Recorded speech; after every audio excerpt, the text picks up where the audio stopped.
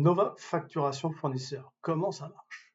Déjà, dans un premier temps, on va sélectionner, si on le souhaite, la base sur laquelle on veut travailler, donc la base SAP, et ensuite on va saisir les identifiants SAP. Donc là, en l'occurrence, c'est les identifiants, la base démo. Et donc, on se connecte. Là, le système va en fait chercher dans SAP si l'utilisateur existe bien et si le mot de passe correspond bien. Et une fois que c'est validé, automatiquement, il le met en place. Donc, du coup, on arrive sur le tableau de bord. Comme on le voit sur le tableau de bord, vous avez plusieurs éléments, mais on va commencer dans un premier temps pour regarder dans les paramètres. Dans les paramètres, vous allez avoir la possibilité de régler le seuil de confiance d'auto-validation, le mode d'intégration par défaut, donc là en l'occurrence c'est des factures d'achat-service, qui est le mode de toute façon qui sera le seul. Ensuite on a la possibilité de sélectionner les séquences de numérotation SAP s'il y a des spécificités. Enfin, la compatibilité SAP Business One, les comptes rendus, les comptes remises de bas de page, les comptes majoration bas de page, etc. Les durées de session pour éviter de se reconnecter à chaque fois, le seuil d'écart de montant, c'est-à-dire qu'au-delà de 0,01 €, le système va bloquer.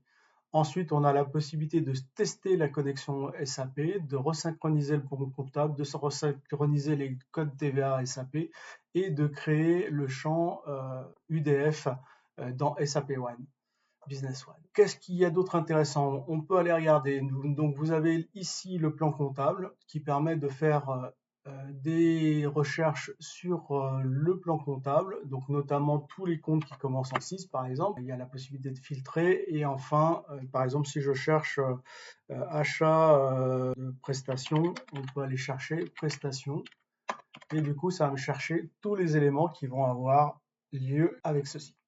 Ensuite, on a la possibilité de paramétrer les canaux qui seront utilisés par la PA, donc là en l'occurrence c'est SFTP uniquement, et de pouvoir mettre éventuellement un nouveau canal avec le nom, le protocole si c'est du SFTP ou de l'API, et ensuite tous les éléments.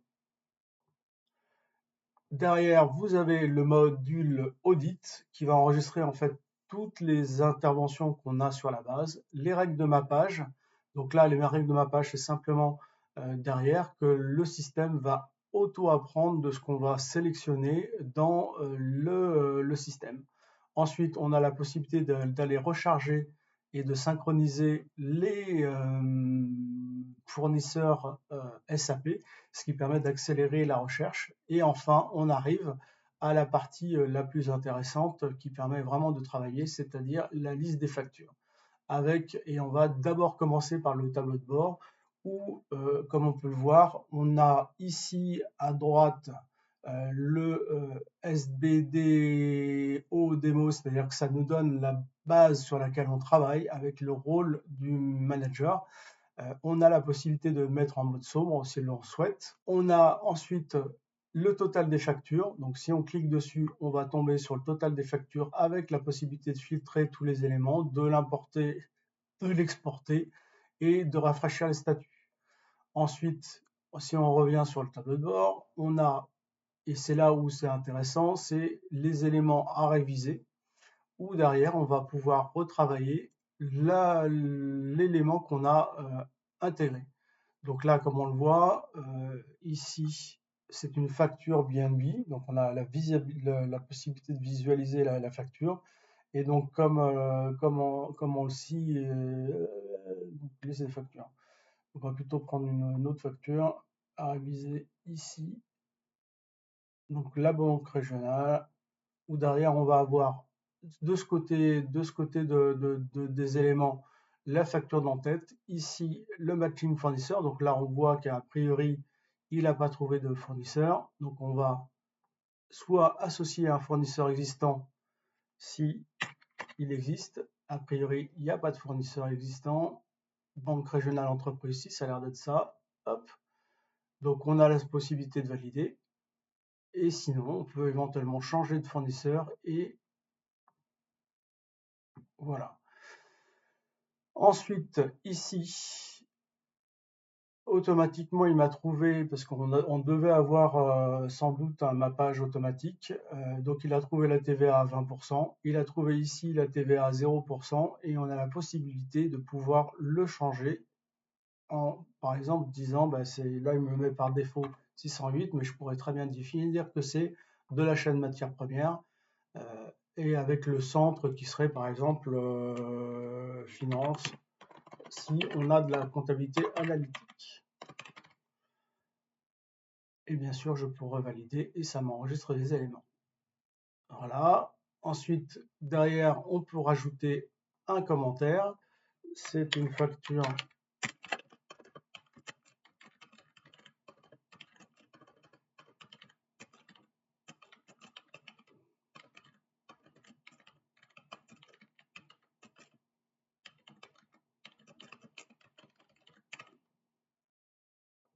et qui sera automatiquement mis dans SAP. Et enfin, derrière, on va pouvoir TVA à confirmer. Donc là, c'est une TVA à 0.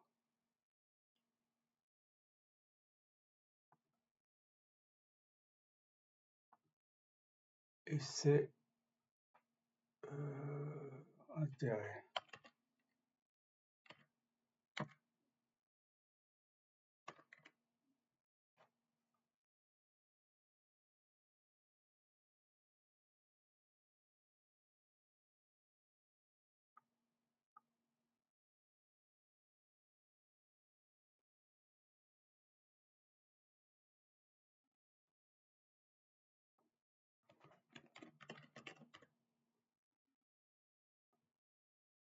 Voilà, donc on a validé la ligne et là donc on peut soit l'enregistrer sans intégrer dans SAP, soit l'intégrer directement dans SAP, ce qu'on va faire là pour l'exemple.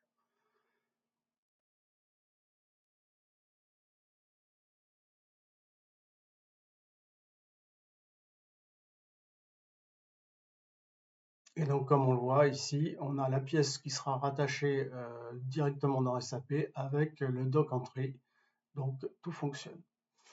Donc voilà un exemple. On peut bien sûr lire les factures prêtes. Donc là, par exemple, celle-ci, c'est une facture d'acompte. Soit on peut traiter aussi en masse.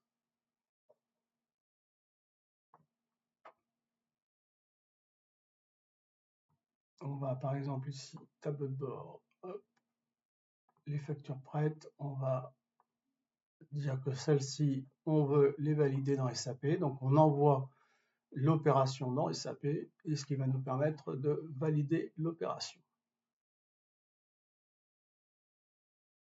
Voilà, donc elles ont été automatiquement validées. Donc tableau de bord. Ensuite, on peut retrouver les factures en litige, sachant que du coup, on a les éléments qui nous permettent de savoir que c'est une facture en litige depuis le 26/5. Elle était déjà reçue en avril, et donc du coup, on dit que elle ne pose problème. Bien sûr, j'ai oublié de le préciser, mais quand on est ici, liste des factures, totale, à réviser, on peut très bien décider de dire que cette facture, on la refuse. Donc là, on va dire, on va la rejeter parce que c'est pour un motif qui est défini. Donc, erreur de destinataire, par exemple, ne nous concerne pas.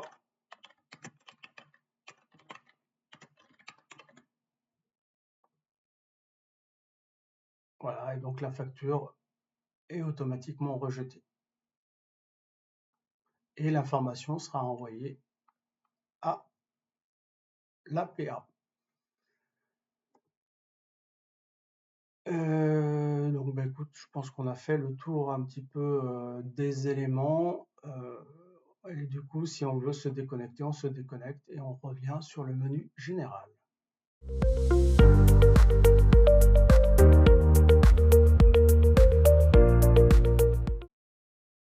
Nova Devis, comment ça marche?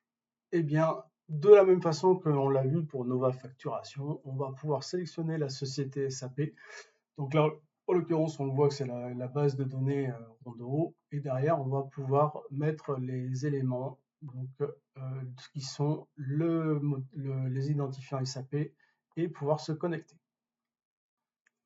Donc là, c'est pareil, en fait, on a été vérifié dans SAP si l'utilisateur était bien connu et on n'a pas stocké le mot de passe puisque du coup, cet élément-là ne fait pas partie des choses qu'on enregistre.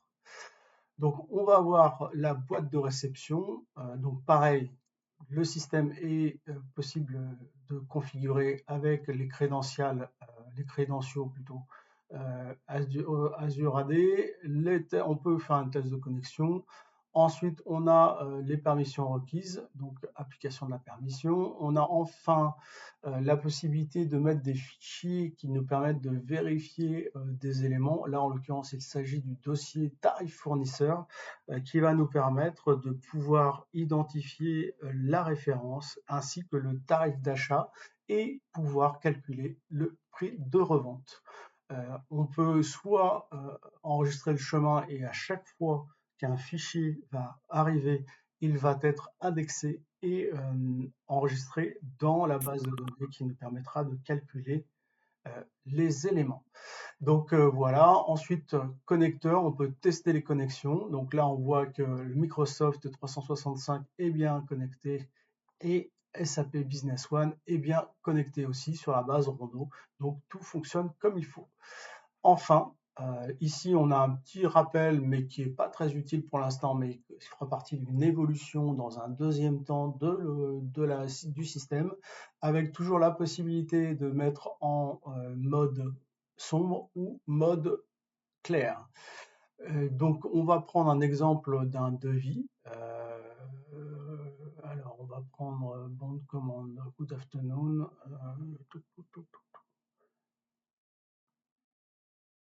Nouvelle demande, voilà, on va prendre un élément simple. Donc là, en l'occurrence, le système a été travaillé et on s'est rendu compte que le client le plus probable était sans doute ce serveur glace. On peut aller vérifier dans l'email source et on se rend compte qu'effectivement, ici, les éléments nous permettaient d'avoir les choses. On aurait la possibilité de visualiser la pièce jointe ainsi que les données extraites. Donc là, on le voit que la référence a été ici identifiée avec l'expéditeur réel qui sont Christophe Kenyan qui est chez Severglass. Ensuite, on peut revenir là et du coup, ici, on a sélectionné le client. On a la possibilité de, en fait, automatiquement, il met le site de livraison s'il n'a pas vu quelque chose d'autre dans l'email. Et enfin, on va pouvoir aller changer le prix du catalogue, le prix appliqué. Ici, on sait qu'on cherche une marge cible de 40%. Ici, on aura mis une marge supplémentaire puisque du coup, on a le droit aussi de gagner plus d'argent si on le souhaite. Voilà. Ensuite, on a la possibilité, si jamais on n'était pas content du produit qui a été sélectionné, de changer le code SAP ou de relancer la recherche et bien sûr d'annuler. Derrière, on a la possibilité et on a mis automatiquement la possibilité de calculer le calcul du transport et donc le transport, le voilà, avec bien sûr, si on le souhaite, recalculer et donc rajouter des éléments pour pouvoir affiner le calcul et surtout la tarification du transport. Donc, comme on le voit ici, tous les éléments se rajoutent. On a la possibilité encore toujours de recalculer et derrière, on va pouvoir, si on le souhaite, créer le devis dans SAP avec la petite élément qui nous permet de récapituler les éléments et nous prévenir que c'est prêt pour SAP. Et si je fais créer dans SAP, j'ai une erreur, ce qui n'est pas normal. Donc, OK, on va l'enlever ça. Donc, OK. Pourquoi j'ai une erreur? Bon, c'est pas grave. Donc, on a aussi, si on le souhaite, la possibilité de créer une demande soit en langage naturel, qui serait par exemple ici, pouvez-vous me faire un prix, etc., soit éventuellement sélectionner le client et sélectionner le produit ainsi que la quantité. Et bien sûr, pouvoir le faire sur plusieurs lignes. Derrière, on va vous montrer ce que ça donne quand, par exemple, on est sur des éléments un petit peu plus complexes, comme par exemple ici, où en fait nous avons plusieurs lignes, puisque la base de l'email source était celui-ci, où derrière, on le voit, c'est surtout une pièce jointe, donc avec la possibilité de le visualiser ou de le télécharger.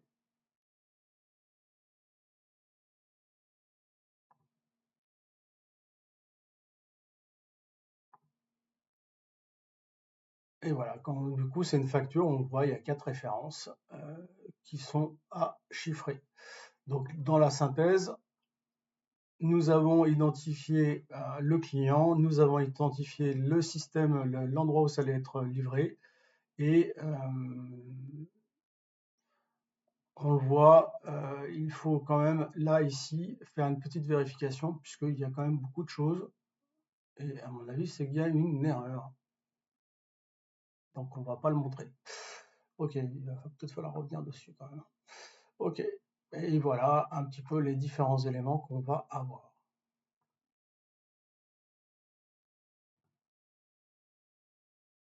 Ici, on a l'exemple où il nous met automatiquement des éléments où il y a 5 candidats possibles. Il semblerait détecter dans l'email quand même que ce soit parfumerie, donc ce serait plutôt celui-ci. Et donc on va pouvoir le sélectionner et automatiquement ça nous sélectionne les éléments. Et derrière, on peut aller regarder ce qu'on avait. On avait, pouvez-vous mentionner 2 débitmètres à ultrasons. Et ici, on se rend compte qu'il y a une erreur sur la quantité. Donc, hop, on va le corriger automatiquement. On a la possibilité de rajouter une ligne si on le souhaite. Donc, par exemple, je ne sais pas, on pourrait dire il me faut un autre produit. Enfin, vous avez compris, quoi. Et voilà. Et bien sûr, la possibilité de se déconnecter.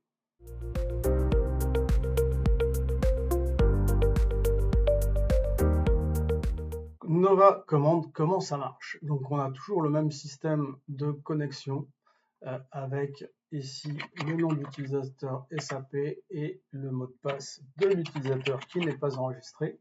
Et on va se connecter à la base, ce qui nous permet d'avoir le même fonctionnement que Nova 2i, mais là, il s'agit de commande. Donc, on va aller reprendre cette commande et on va dire, tiens, hop, Total Énergie Glace Lubrifiant Europe, nous avons potentiellement 5 candidats possibles. Donc on voit ici, c'est classé suivant le signal géographique. Alors pourquoi on a été Spirit? C'est parce qu'en fait, c'est moi qui ai transféré le mail. Et donc on va pouvoir se vérifier que, a priori, ça ressemble plutôt à celui-ci, le premier, puisque c'est la même adresse mail. Donc voilà, donc on va sélectionner ce produit. Et donc du coup, l'adresse de livraison, on voit que a priori, dans la demande, si on regarde l'email source,